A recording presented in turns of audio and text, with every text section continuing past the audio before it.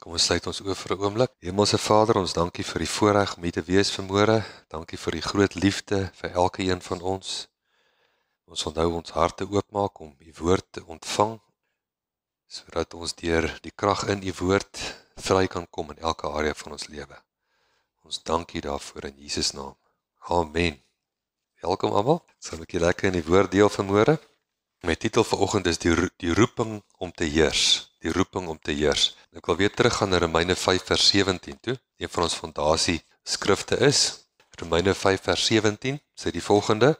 Hy sê daar, want as ten gevolge van die misdaad van die een die dood geheers het deur die een, veel meer sal hulle wat die oorvloed van guns en die geskenk van geregtigheid ontvang in die lewe heers deur die een, Jesus Christus. Die Amplified vertaling sê hom as volg: For if, because of one man's trespass, death reigned through that one, much more surely will those who receive God's overflowing grace, unmerited favor, and the free gift of righteousness, putting them into right standing with himself, reign as kings in life through the one man, Jesus Christ, the Messiah, the anointed one. So ons sien dat die sentrale woordjie in daai skrif is die woord ontvang. Dit is nie almal wat heers nie. Dit is die wat kan ontvang. As jy nie kan ontvang nie, kan jy nie heers nie. Jy moet kan ontvang om te kan heers. En hy noem twee dinge wat 'n mens moet ontvang: oorvloed van guns en die geskenk van geregtigheid. En so ek wil begin deur te kyk na die eerste een, die geskenk van geregtigheid. Hoe belangrik dit is om dit te kan ontvang.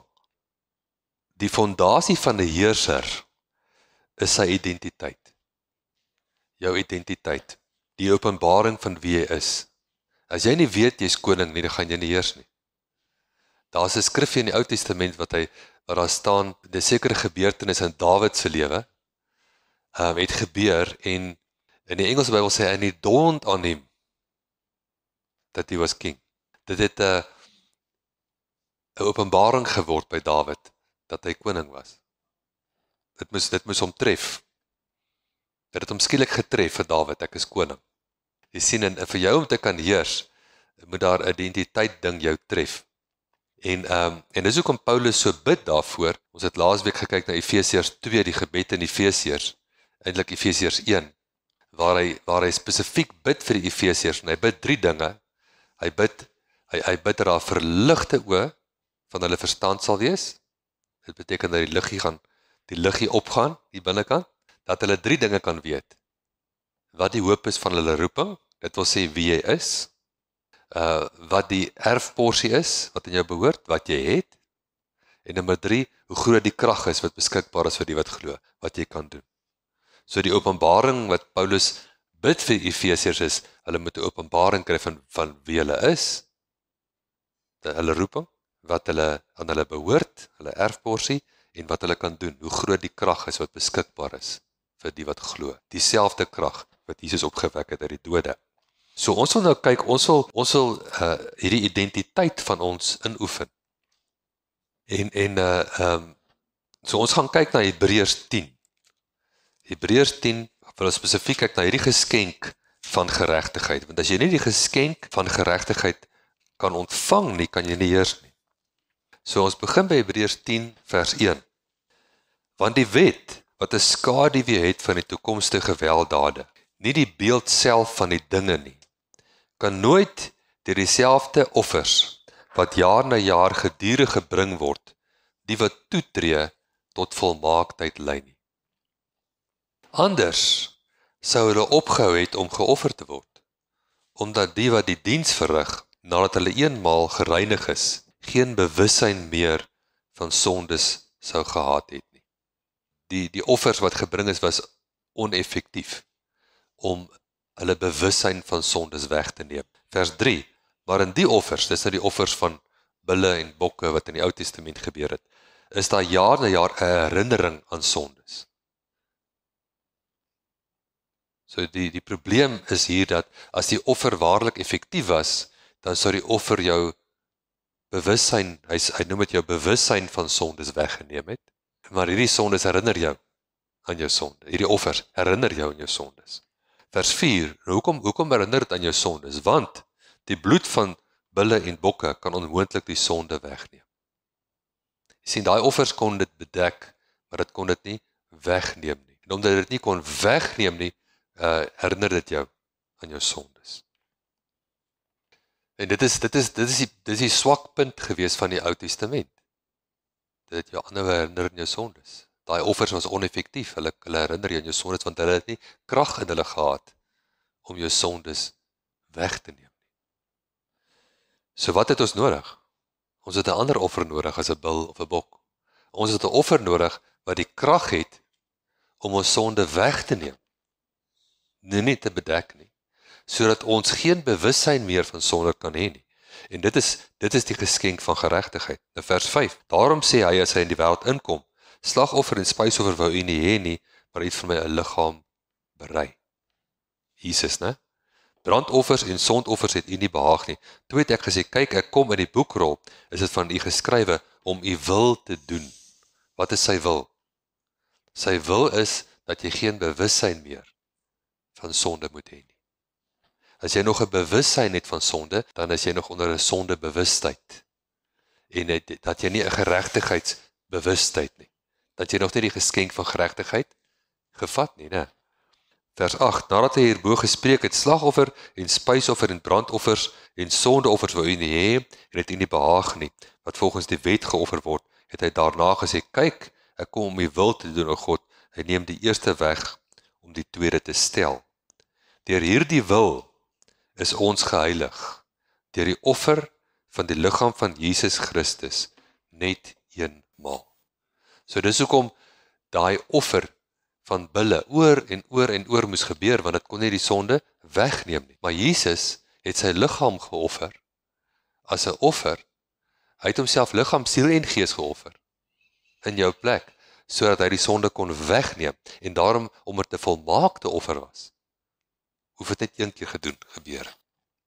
Vers 11, en elke priester staan wel dag vir dag om die diens waar te neem en dikwels dieselfde offers te bring, wat tog nooit die sondes kan wegneem nie. Maar hy, Jesus, onthou, hy was nie net die offer nie, hy was ook die hoëpriester, het, nadat hy een offer vir die sondes gebring het vir altyd. So die komma moet na die altyd wees. Onthou, daar was nie in die oorspronklike geskrifte was daar nie kommas nie. Die komma hier in Afrikaans is deur die vertaler ingesit en hy het geslip. Hy moes dit na die altyd gesit het, want Jesus het nie vir altyd gaan sit nie. Dankie tog, hy gaan weer opstaan. Maar die offer is vir altyd. As julle met my, die offer is vir altyd. Nadat hy een slagoffer vir die sondes gebring het vir altyd, gaan sit aan die regterhand van God. En wag nou verder, totdat sy vyande gemaak is, 'n voetbank van sy voete. Op wie wag hy? Op jou en my. Want deur een offer het hy vir altyd volmaak die wat geheilig word. Nou goed, so ons sien hierso die fondasie van geregtigheid. Jesus het homself gegee vir jou sondes, sodat hy jou kan uitred uit die teenwoordige bose wêreld, volgens die wil van ons God en Vader. Nou Jakobus 1, wil ek nou aansny hierby, vers 21. Jakobus 1, vers 21, wil ek nou hierby aansny wat belangrik is.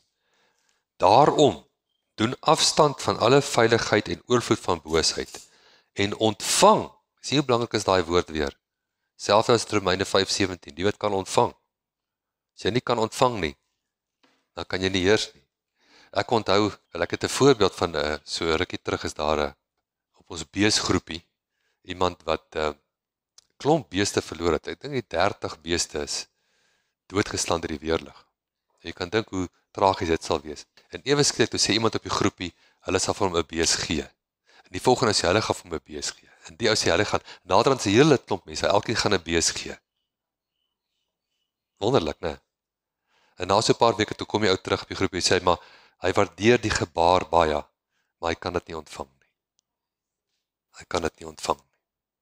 As jy nie kan ontvang nie, hoekom wil jy dit nie ontvang nie? Ons is so nederig dat ons trots raak. Ons is trots op ons nederigheid. Pas op. As jy nie kan ontvang nie, kan jy nie heers nie. Amen. Ontvang met sagmoedigheid die ingeplante woord, wat in staat is om julle siele te red. Hierdie woord wat ek nou vir julle gelees het, in Hebreërs hoofstuk 10, moet jy ontvang, met sagmoedigheid, en dit laat inplant in jou, die woord oor geregtigheid. Die woord sagmoedigheid, in die Engels staan daar hoof meekness, meek. Die woord meek, as jy kyk in Noah's Webster's 1800, ek het 'n 1800 woordeboek, Noah Webster 1800, hy sê die woord meek beteken to melt, en to yield, om te smelt, en te yield. Meekness is 'n vrug van volkome vertroue. Volkome vertrou. As jy volkome vertrou op die Here, dan stry jy nie met hom nie. Amen. As Jesus vir jou sê, jy is my geliefde, dan stry jy nie daarmee nie. As hy vir jou sê, jy is my geregtigheid, dan stry jy nie daarmee nie. Jy yield. Hy sê, ons moet die woord ontvang met meekness, met sagmoedigheid. Ons moet nie altyd stry, want jy sien, die natuurlike mens kyk met sy oë vir hom wys, met sy ore kan hoor, net soos die natuurlike. Nou verskil dit van die woord, en nou stry hy met die woord. Moet nie stry met die woord nie, ontvang, word 'n ontvanger van die woord, meekness. Onthou, hierdie meekness geld ten opsigte van God, nie noodwendig mense nie. Jy hoef nie alles te glo wat mense vir jou sê nie. Ons dink partykeer, ons is Christen, ons moet elke ding glo wat elke mens vir ons sê. Die mense gaan jou roer, as jy alles glo wat mense vir jou sê. Daar's skelm mense in die lewe. Jy kan nie alles glo wat 'n mens vir jou sê nie, maar jy moet glo wat God vir jou sê. 'n Disipel is iemand wat sy denke dissiplineer. Die woord disipel kom van dissipline. So dit beteken ek dissiplineer myself om te dink volgens die woord. As die woord sê, God het hom, wat geen sonde geken het nie, sonde vir my gemaak, dat ek kan word die geregtigheid van God in hom, dan sê ek amen. Ek is God se geregtigheid. Of ek nou voel of ek sy geregtigheid is, het niks daarmee te doen nie. Of dit lyk of ek sy geregtigheid is, het niks daarmee te doen nie. Hy sê, ek is sy geregtigheid, en ek sê amen. Amen. So hy sê daar in Hebreërs 10, deur hierdie wil is ons geheilig. Dis sy wil. Geregtigheid as 'n geskenk is die wil van God. Is sy heilige wil. Wie is jy om te stry daarteen? Dit is sy wil. Dit is waarvoor hy gekom het. Hy neem die eerste weg om die tweede te bring. Die eerste was werk vir geregtigheid, die tweede is ontvang dit. Dit is 'n geskenk. Ons ken almal Galasiërs 1 vers 3 en 4, wat homself gegee het vir ons sondes, sodat hy ons kan uitred uit die teenwoordige bose wêreld. Dit is, redding is altyd uit iets uit. Wedergeboorte is in iets in, redding is uit iets uit. Hy het homself gegee. Johannes 10, die evangelie van Johannes, hoofstuk 10, praat hy van die deure wat oopgaan. Deure, en dit is so in lyn wat Manny vanoggend gesê het, dat hy maak die deur oop, maar ek moet toetree. Ek moet toetree. Help nie, hy maak die deur oop en jy tree nie toe nie. Jy gaan nie deur die deur wat hy oopgemaak het nie. Johannes 10 vers 10. Voorwaar ek sê vir julle, wie nie by die deur in die skaapstal ingaan nie, maar van die ander kant af inklim, hy is 'n dief en 'n rower. OK? So as jy vanaand by die huis kom, en daar's 'n ou halflyf deur die venster, en jy gryp hom aan sy boetse en jy trek hom uit, en hy sê vir jou, ek het net vir jou kom kuier, gaan jy hom glo? Ek hoop nie so nie, want 'n dief en 'n rower klim deur die venster, né? Ou wat jy kom kuier, klop aan die deur. So wat is die deur om in die aarde in te kom? Jy moet gebore word, né? En Jesus is gebore. Maar hy wat by die deur ingaan, is 'n herder van die skape. Jesus het by die deur ingegaan, hy's gebore. So dis die wettige toegang, as 'n deur praat van 'n wettige toegang, hierso is wette betrokke, hier's verskillende deure waarvan hy gaan praat, en elke deur wat hy noem is 'n wettige toegang tot iets. Eerstens die wettige toegang tot die aarde was om gebore te word, né? Vir hom maak die deurwagter oop en die skape luister na sy stem. Hy roep sy eie skape by hulle naam en hy lei hulle uit. En wanneer hy sy eie skape uitgebring het, loop hy voor hulle uit en die skape volg hom omdat hulle sy stem ken. Hoe ken jy iemand se stem? Jy spandeer tyd met daai persoon.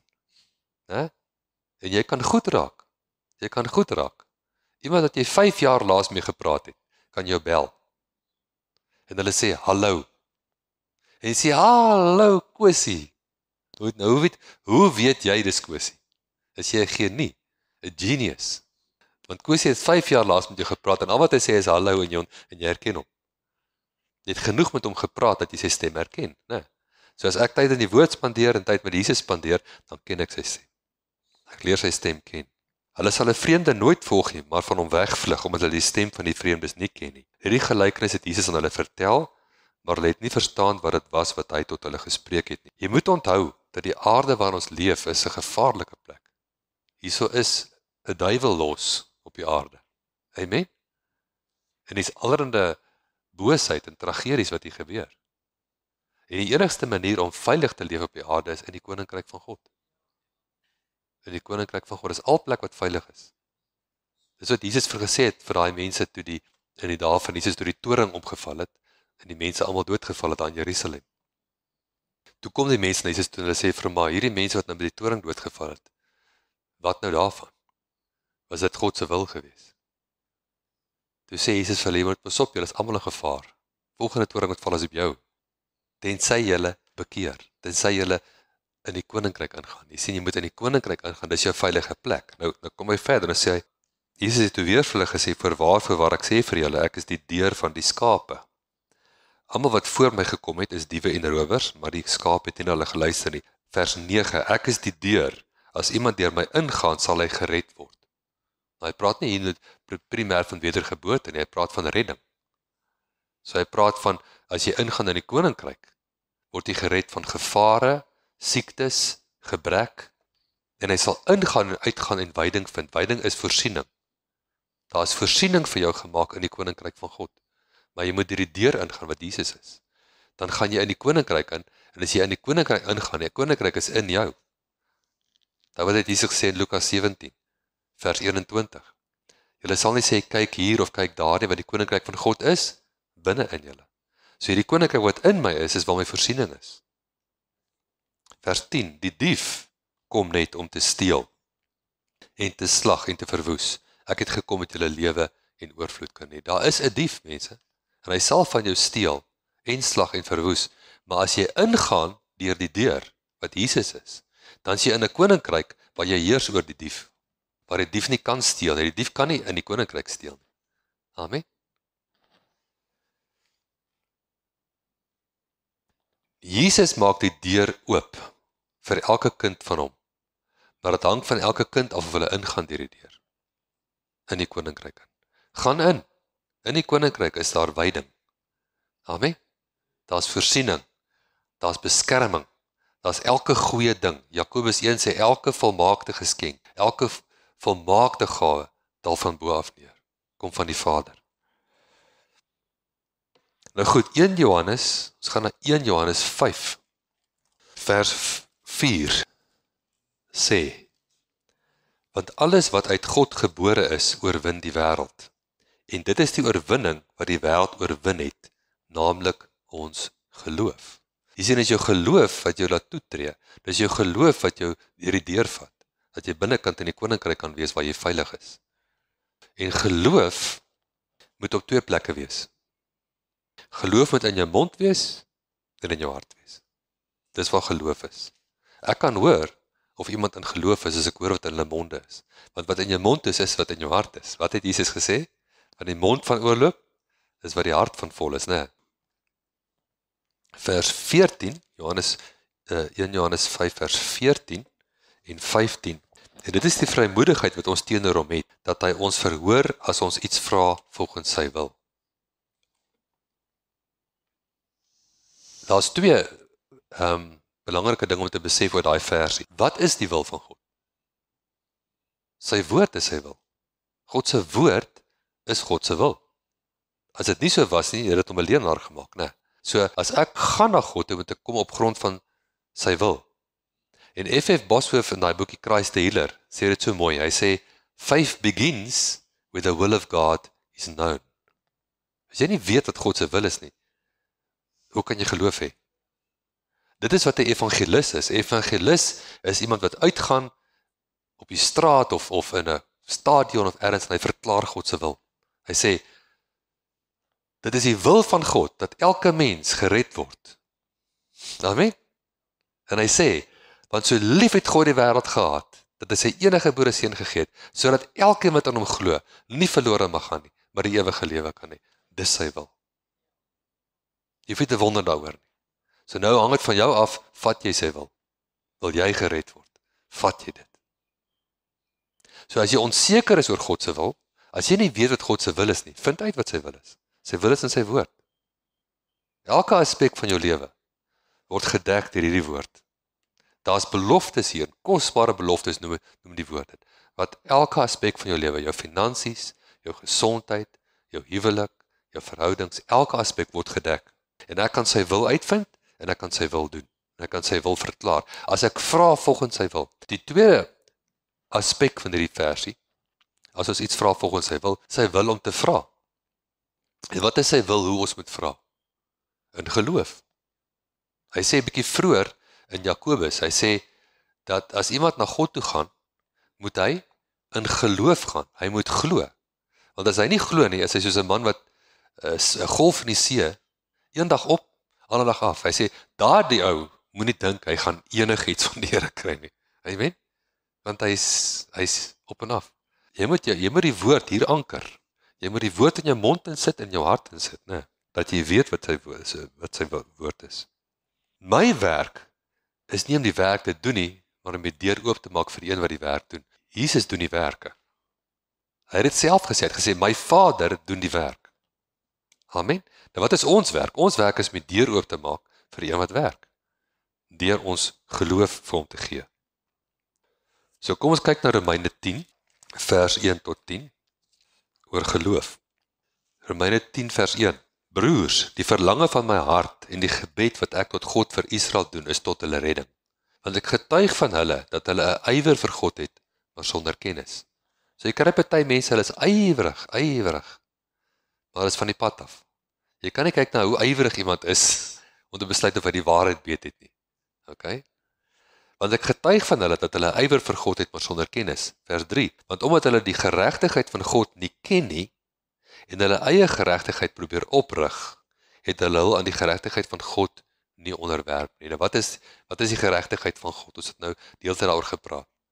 Dit is 'n geskenk. En hierdie mense wou dit nie as 'n geskenk hê nie. Hulle wou iets doen daarvoor. Hulle wou die Sabbat hou. Hulle wou al die werke doen en dan sê nou is ek geregtig. Maar geregtigheid is nie oor die Sabbat hou en of jy al die werke doen. Die geregtigheid is 'n geskenk. Jy kry dit eensklaps die oomblik as jy dit ontvang. Is jy die gereg? God het hom, 2 Korintiërs 5 vers 21, wat geen sonde geken het nie, sonde vir jou gemaak in jou plek aan daai kruis. Amen. Dat jy kan word die geregtigheid van God in hom. 1 Petrus 2 vers 24, who his own self bore our sin in his own body on the tree, that we, being dead to sin, can be alive unto righteousness, by whose stripes you are healed. Jy sien, hy bring jou eers naby, en dan sê ek jou, jy is genees. As jy die openbaring kry, ek is naby, dan is jou genesing daar. Wat wil die duiwel doen? Hy wil jou ver vat, hy wil jou altyd ver vat, jy is altyd nie goed genoeg nie. Jy is nooit goed genoeg nie. Jesus is goed genoeg. En omdat hy goed genoeg is, maak hy my goed genoeg. Ten spyte van myself. Amen. En ek kan ontvang. Hulle nie aan die geregtigheid van God onderwerp nie. Sien, hulle moes hulle onderwerp daaraan. Hulle kon nie ontvang nie. Hy sê dis 1%, hulle sê hulle kan nie vat nie. Dankie vir die gebaar, maar ek kan dit nie ontvang nie. Ek is te hoogmoedig, maar hy sê nie dit hardop nie. Regtig, besop daarvoor. Pas op daarvoor. Die grootste oneer wat jy iemand kan aandoen, wat iets vir jou gee, is om dit nie te ontvang nie. Want hier kom iets uit my hart uit vir jou. Die Heilige Gees roer my hart om vir jou te gee, of om iets uit te soek vir jou te gee, en jy sê ek is nie waardig nie. Kan dit nie ontvang nie. Dit is oneer. Want Christus is die einde van die wet tot geregtigheid vir elkeen wat glo. Halleluja. Amen. Hy is die einde van die wet tot geregtigheid vir elkeen wat glo. Vat dit net by die hand van geloof. Dis 'n geskenk, julle. Dis 'n geskenk. Want Moses beskryf die geregtigheid wat uit die wet is, dat die mens wat hierdie dinge doen, sal daardeur lewe. Daar's dinge om gedoen te word, né? Maar die geregtigheid wat uit die geloof is, sê dit. Dan sê hy eers twee dinge wat hy nie sê nie, en dan sê hy wat hy sê. Luister nou mooi. Moenie in jou hart sê nie, wie sal in die hemel opvaar, naamlik om Christus af te bring. Die woord Christus beteken die gesalfde een, verwys aan sy krag. Jy het nou krag nodig om sê maar genesing te kry van 'n siekte. Nou as jy hierdie openbaring het van geregtigheid, gaan jy nie die krag van bo af afpleit nie. Die helfte van die kerk doen dit. O Here, reën net druppels van genade op ons af. Hy sê ook, wie sal wie sal in die afgrond neerdal om Christus uit die dode op te bring, as Jesus maar net weer hier tussen ons kon wandel en hier tussen ons beweeg en dan ons kon raak. Jy sien, hy soek sintuiglike. Hy sê, maar wat sê dit, vers 8, wat sê wat? Wat sê, hoe klink die geregtigheid wat uit die geloof is? Hoe klink dit? Wat sê dit? Hy klink so, naby jou is die woord, in jou mond en in jou hart. Dit is die woord van geloof wat Paulus gepreek het. Amen. Naby jou, as jy wil die krag van God ervaar, as jy 'n deurbraak nodig het in enige area van jou lewe, in jou finansies, in jou liggaam, in enige area, onthou, Christus is gesalf met lasverwyderende, juk-vernietigende krag. Maak nie saak wat daai las op jou lewe is nie. Hy wil dit verwyder. Hy het die woord Christus las verwyder, juk vernietig. Jesus hou nie daarvan dat sy kinders jukke moet hê op hulle nekke nie. Hy hou nie daarvan dat hulle laste moet dra nie. Hy wil hulle vry hê, want hy is lief vir jou. Maar die geheim, die deur wat hy vir jou oopgemaak het, is naby jou is die woord. Sy krag is in sy woord. Dieselfde krag wat gesê het, lig wees en lig was, is in hierdie woord. So as ek dit in my mond sit en in my hart kan kry, dan aktiveer ek sy krag.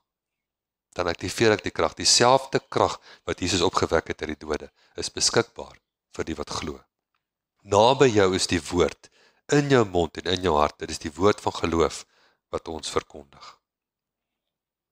Halleluja. As jy met jou mond Jesus as Here bely, nie net oor jouself nie, maar oor die omstandighede. Amen. Die omstandighede is nie Here oor jou nie. Die ekonomie is nie Here oor jou nie. Halleluja. Die siekte is nie Here oor jou nie. Hy is nie baas. Die woord Here beteken net baas. Jou enigste baas is Jesus. Die siekte is nie baas nie. Die ekonomie is nie die baas nie. Amen. Jesus is baas in my lewe. Hy is die baas. Hy is 'n goeie ou. Hy is lief vir my. Sy wil vir my is amazing. Die gedagtes wat hy vir my het is goeie gedagtes. Naby jou is die woord. As jy met jou mond Jesus as Here bely, met jou hart glo dat God hom uit die dode opgewek het, sal jy gered word. Die redding is uit iets uit, né? Want met die hart glo ons tot geregtigheid, dis wedergeboorte. Met die mond bely ons tot redding, dis uit iets uit. Maak nie saak wat dit is nie. My mond maak ek oop, as daai ding my lewe aanval, moenie stil bly nie. Praat terug. Amen? Jy moet 'n bietjie cheeky raak met die duiwel. Praat met jou lyf. Sê lyf, word gesond, wees sterk. Amen? Beersie, ek praat met jou, word vol. Vol is jy. Amen? Halleluja. Toe Petrus se skoonma siek was, wat het Jesus gedoen? Het hy vir haar gebid? het die hande vir haar opgelê. Wie van julle lees julle Bybel? Kom mense. Hy het die koors bestraf. Wie van julle dink 'n koors het ore? Die volgende verse sê, en die koors het haar verlaat. So koors het ore. Pyn het ook ore. Siektes het ore. Jesus het met bome gepraat, met storms gepraat, hy het met die natuurlike wêreld gepraat. Amen. Nou kom ons kyk na Markus 11, vers 23 en 24. Want voorwaar ek sê vir julle, dis nou daar waar Jesus met die boom gepraat het, julle ken daai deel, né? Want voorwaar ek sê vir julle, dat elkeen wat vir hierdie berg sê, hef jou op en werp jou in die see en nie in sy hart twyfel nie. Soos waar het Paulus daai ding gekry van in jou mond en in jou hart? By Jesus. Jy het dit hier gekry. Wat sê Jesus vir ons? Hy sê as jy vir die berg sê en nie in jou hart twyfel nie. Waar moet geloof wees? In jou mond, in jou hart. In jou mond, in jou hart. Maar glo dat wat hy sê sal gebeur. Hy sal kry net wat hy sê. Daarom sê ek vir julle, alles wat julle in die gebed vra, glo dat julle dit ontvang en julle sal dit kry. Jy ontvang dit voor jy dit kry. Jy kan dit nie kry as jy dit nie eers ontvang nie. Sê saam met my, ek kan dit nie kry as ek dit nie eers ontvang nie. Halleluja. Jy moet dit hier binnekant ontvang. Amen. Jy kan nie 'n babietjie kry as jy die babietjie nie eers ontvang nie. Nou as jy swanger, né? Dan sê jy gaan 'n babietjie kry, maar kan ek die babietjie sien? Nee, is binne in jou, né? So, daai babietjie is op pad. Halleluja. Jy kan net so swanger wees met 'n deurbraak in jou lewe. Swanger word met die woord in jou gees. En jy kry 'n deurbraak in jou gees. Amen. Jy ontvang die voorsiening van die Here. En hy sê as jy dit ontvang wanneer jy bid. Jesus sê dit nie ek nie. Jesus sê nou vir ons mense, as jy dit ontvang wanneer jy bid, sal jy dit kry. As jy dit nie ontvang wanneer jy bid nie, sal jy dit nie kry nie. Wanneer moet jy dit ontvang? Wanneer jy bid. Amen. Nou, geloof begin waar die wil van God bekend is. Ek moet weet wat is God se wil. As ek nie weet dis hy wil dat ek genees word nie, gaan ek nie kan geloof nie vir genesing nie. So ek moet eers na die woord toe gaan, ek moet my denke hernuwe, ek moet die woord lees, ek moet 1 Petrus 2 vers 24 gaan lees en baie ander skrifte oor genesing, dat ek kan sien, deur sy wonde is ek genees. Ek moet gaan na Filippense 4 vers 19 wat sê, en my God sal voorsien in al my behoeftes na sy rykdom in heerlikheid in Christus Jesus. Ek moet gaan na Lukas 6 vers 38 wat sê, gee en aan julle sal gegee word, 'n goeie maat, ingestamp en tot oorlopends toe vol, sal die mense in julle boesem gee. Hy sê nie gee en aan jou sal gegee word net wat jy nodig het nie. Dis nie wat daar staan nie. Daar staan 'n goeie maat, ingestamp tot oorlopends toe vol. Amen. Die Here is 'n God van meer as genoeg. Hy wil hê jy moet meer kry as wat jy kan gebruik, dat jy weer kan gee. Dis sy hart. So dit is my en jou verantwoordelikheid om die woord daagliks te aktiveer in ons. En die spesifieke woord waarna ek nou verwys, is die woord van geregtigheid. Dit is waar ek wil hê ons moet begin, want dit is die fondasie om te kan heers, is ek moet elke dag myself hernuwe in hierdie amazing openbaring van geregtigheid. Dis nie genoeg om eenmaal die openbaring te kry en dit dan te laat weggaan nie. Jy kan nie net eenmaal 'n week jou hare kam nie. Okay, jy moet, dink jy kan eenmaal 'n week jou hare kam. Jy moet elke dag jou hare kam, amen. Jou denke bly nie vernuwe nie. Jou hare bly nie gekam nie. So jy moet aanhou jou denke vernuwe, Die heeltyd, dit is wat oefen beteken. Nou kyk ons na 1 Timoteus 4. 1 Timoteus 4. So ek gaan nou vir julle oefeninge gee. Wie is reg vir oefeninge? Jy kan jou liggaam oefen, word jou spiere sterk. En dit is 'n goeie ding. Né? Maar as jy jou gees oefen, dan word jou gees sterk. En dit gaan vir ewig hou. Jou sterk spiere gaan net hou vir so 120 jaar dalk as jy oud word, né? hier op die aarde. Maar jou sterk geesspiere is forever. Dis amazing. So 1 Timoteus 4 vers 6. As jy hierdie dinge aan die broers voorhou, sal jy 'n goeie dienaar van Jesus Christus wees. Terwyl jy jouself voed met die woorde van die geloof. Daar's ons protein shake, julle. Voed jouself met die woorde van geloof, né? Voed jouself. Jy kan nie sommer die woord verwaarloos nie. As jy die woord gaan verwaarloos, dan verwaarloos jy die belangrikste ding in jou lewe. Dan verwaarloos jy alles wat belangrik is. Die woord moet eers kom.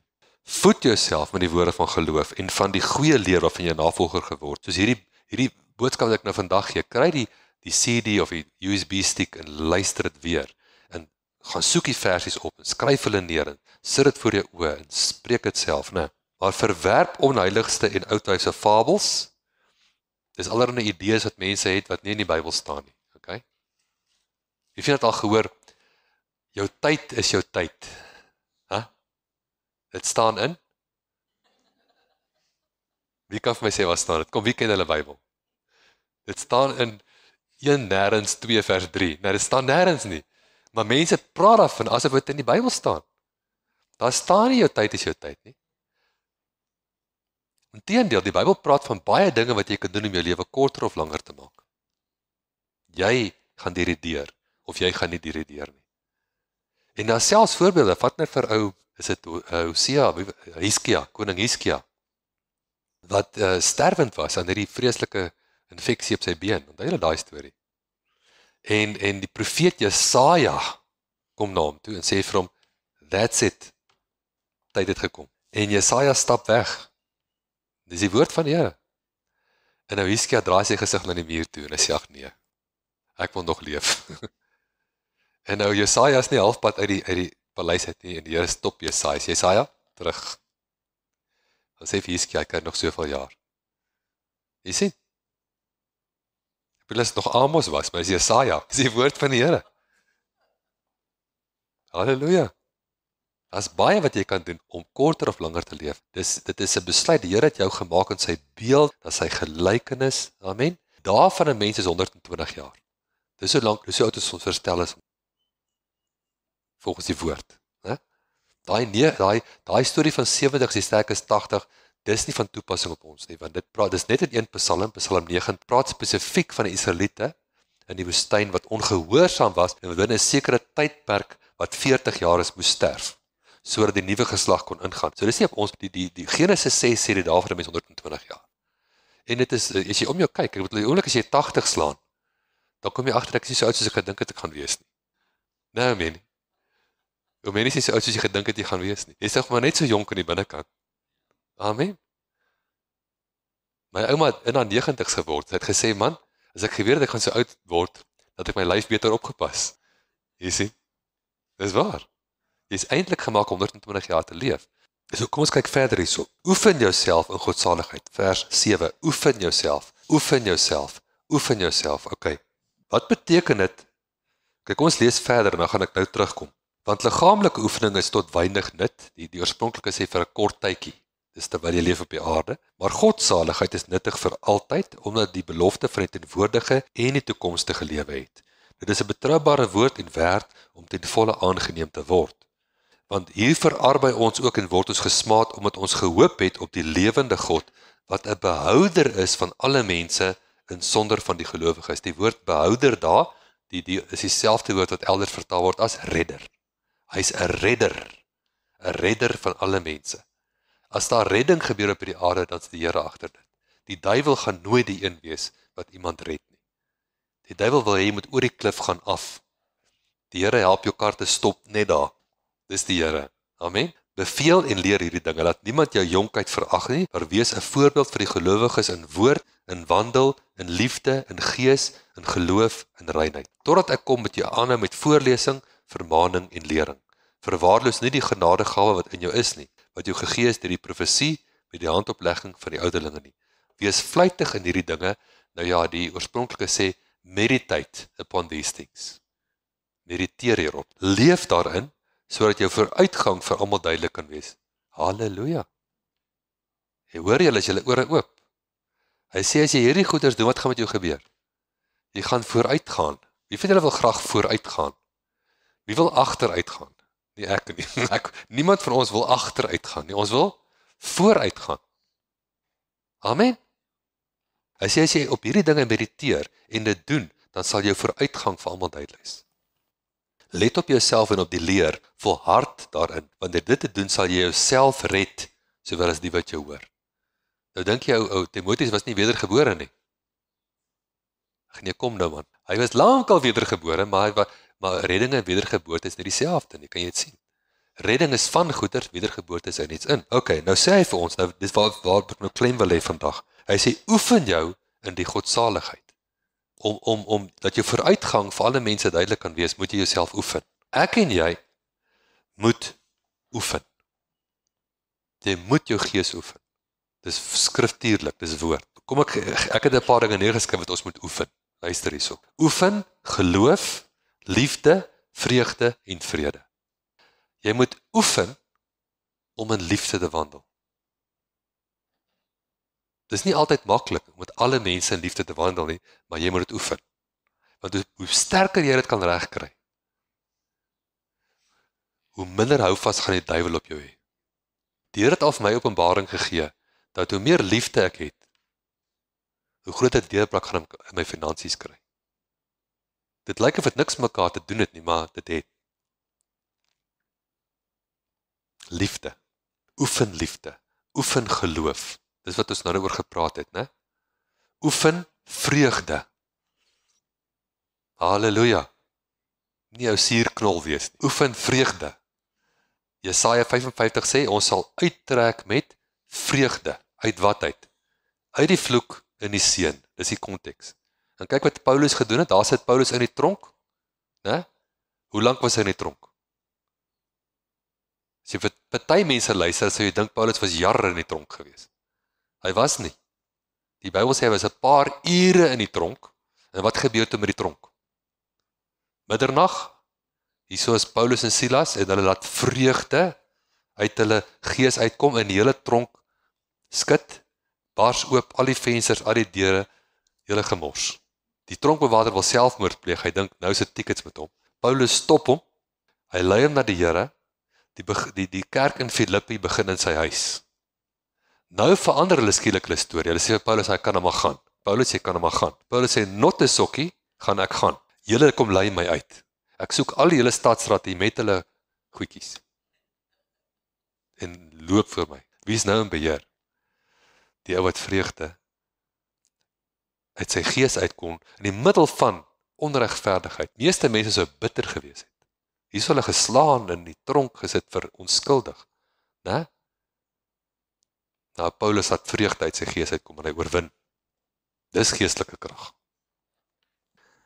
Oefen lofprysing en aanbidding. Mense het al klomp keer vir ons gesê, oefen lofprysing en aanbidding, want dit jy maak jou gees oop, net soos Paulus en Silas. Oefen om die woord in jou mond en in jou hart te hê.